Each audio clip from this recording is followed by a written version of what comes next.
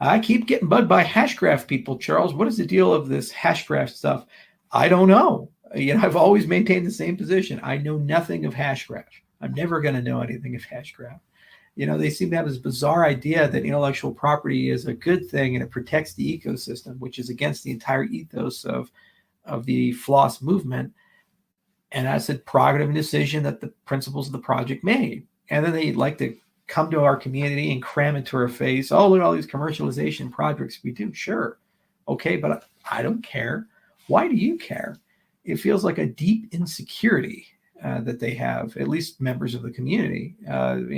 Every tweet, every Reddit post, everything on Telegram, HashGraph, HashGraph, HashGraph. Look at this thing. It's like, guys, go somewhere else.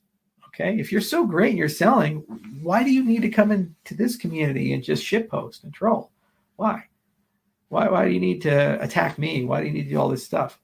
I have a pretty reasonable belief set here. I pay attention to open source protocols and projects because that technology allows me to freely use it and collaborate with it. And we do research partnerships all the time with different blockchains that are open source. If there are patents or things are closed source or there's restrictive licenses, we just don't work in that domain. There's a long history of this in cryptography. There's a great signature scheme that came out that was a building block for lattice-based crypto. It's called Entrue, and it's patented. No one uses it. Brilliant stuff, brilliant technology, but no one uses it because it's patented. Okay, if there's intellectual property and you have open source alternatives, go do those open source alternatives. So I'm much more inclined to look at what Emin's doing in Avalanche and their metastable consensus than look at HashGraph. Somewhat comparable, but Avalanche would be far better in my view. Why? Because it's open. The ideas are open. We can talk. We can collaborate. We can write papers together. There may be things they're doing that we can borrow. Things we're doing, they can borrow. That's how things should work.